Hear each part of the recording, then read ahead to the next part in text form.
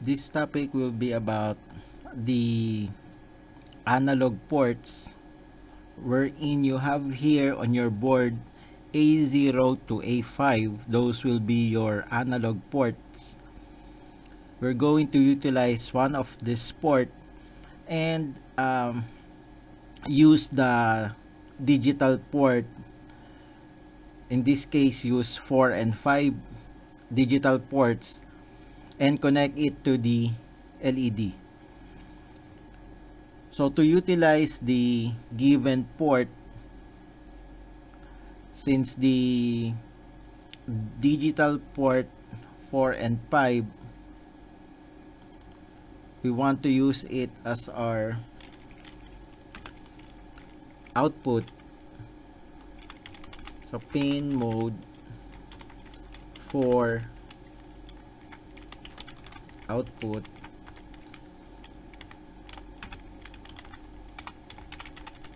pin mode 5 output, and we're going to use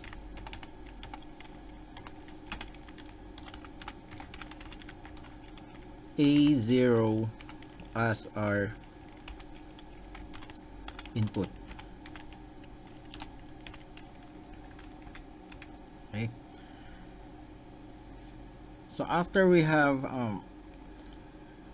declared pin 4, pin 5, and A0 as our output, what we want to do is reflect the input from A0 and transfer the data to pin 4 and pin 5. So to do that, we're going to use another command. So I'm just going to format this. So this is not necessary.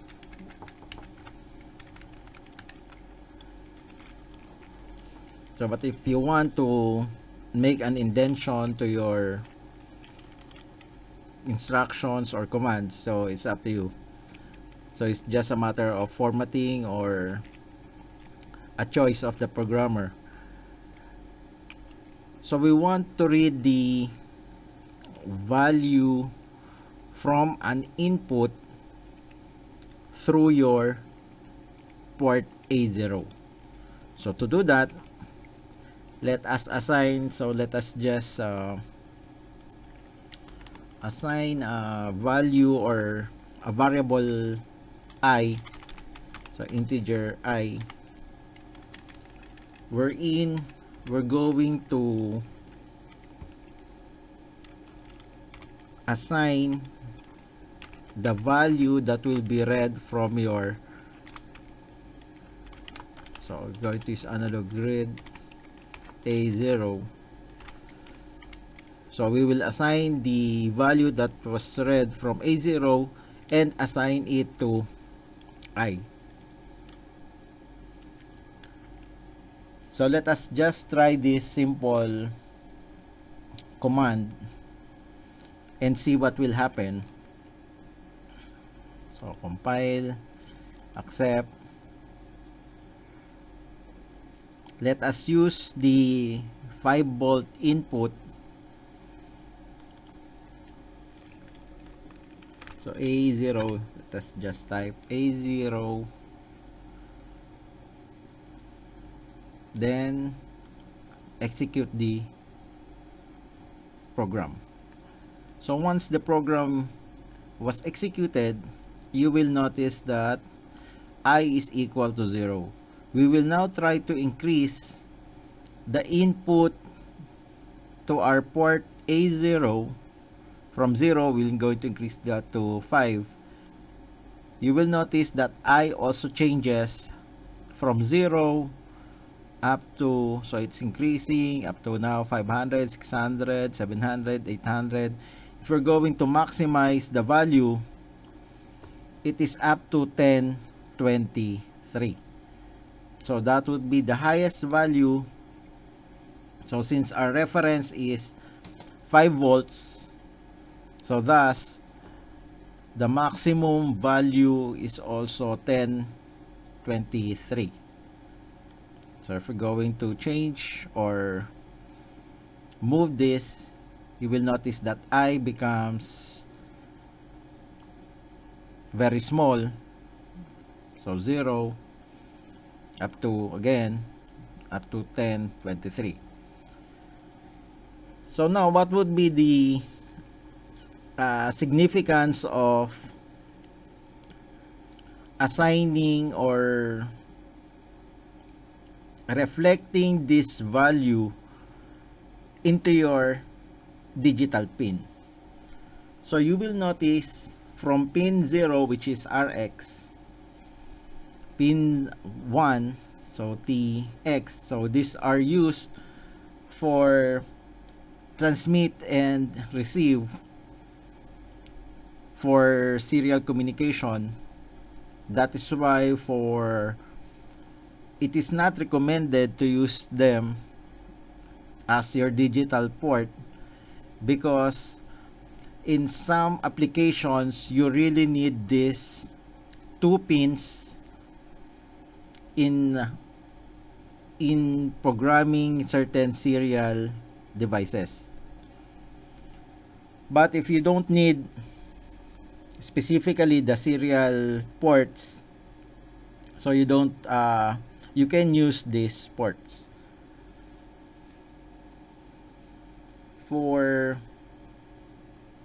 our given example, we will try to connect pin 5 to an LED and see what will happen. So we have assigned pin 4 and pin 5. So let us type here pin 5 05. Then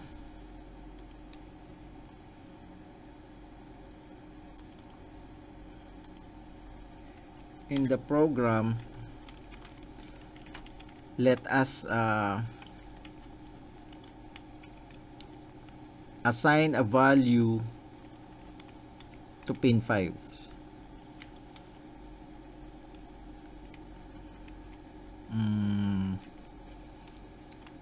Analog write 5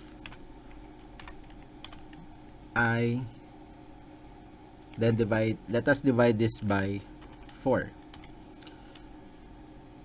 So I'm going to explain why it should be divided by 4.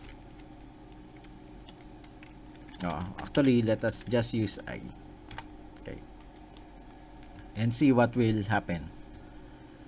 So compile, accept. We're going to run. There's an error, user program execution error. Duty cycle must be between 0 and 1.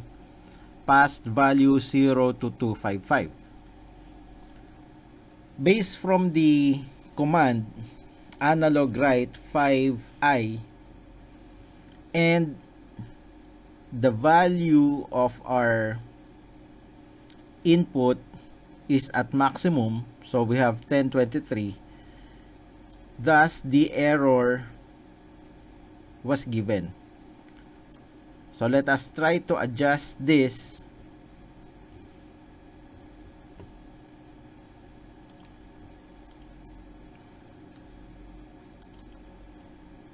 So compile, accept.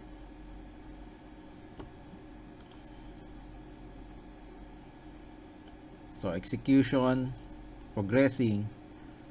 So there's no error as long as our value is not greater than 255. See, so we now have an error. So why is it that we have an error if we exceeded a certain value? So again, before I explain that, let us first try to edit the program wherein instead of using pin 5, let us use pin 4. So earlier, we have used pin 5.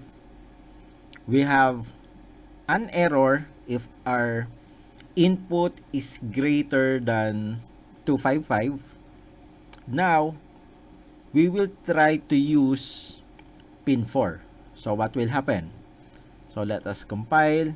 So it was compiled successfully. Accept. Then let us change this into 4.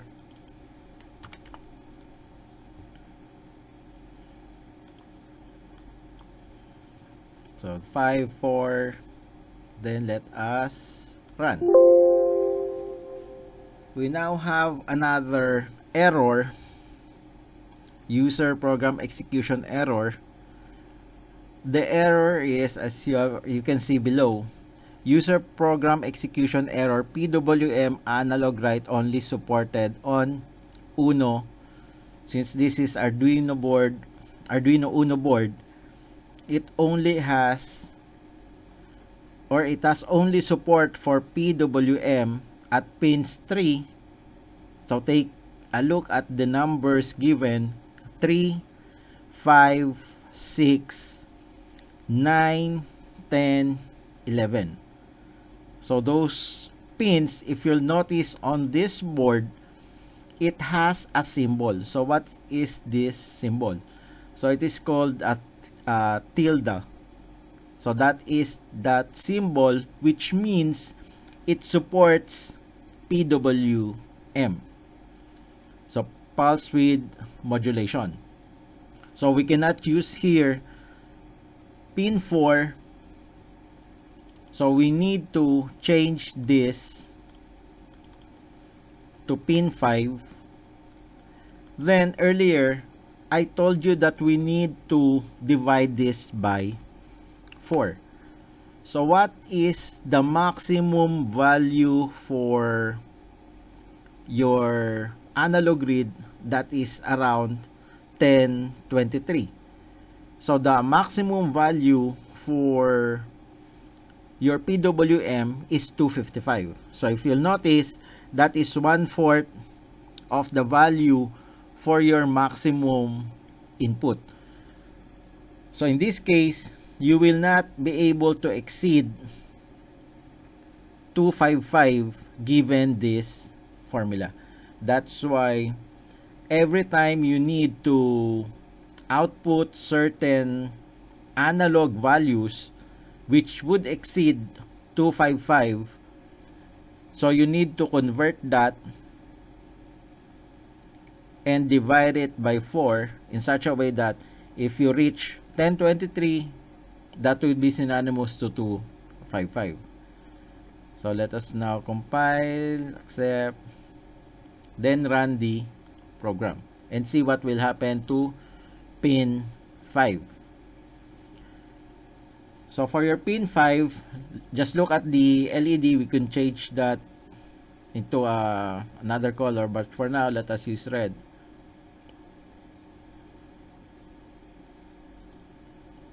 So the intensity varies, okay, from totally off up to fully on. Let me edit this to another color.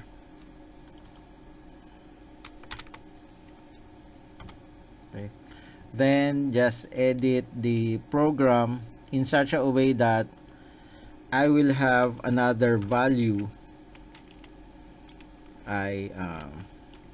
J, let's use letter J. Then J is equal to I divided by 4 J. So I'll just be able to monitor the value for I and J.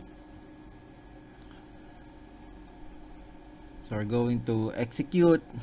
So at this instance, the value of I and J is equal to 0. As we increase, you will notice that the color green intensifies up to the maximum value of 1023 and J is equal to 255. So this is actually the duty cycle. When you reach 255, that is equal to 100% duty cycle. So duty cycle ranges from 0 to 100%, or if you're not going to use the percentage, that is 0 to 1. So at 255, the duty cycle is equal to 100%. So it's always on. Okay, so that would be the case for this simple analog input demonstration. So again, what would be the effect of this to pin 5 through PWM? You will notice the intensity of pin 5 varies or intensifies from totally off to fully on.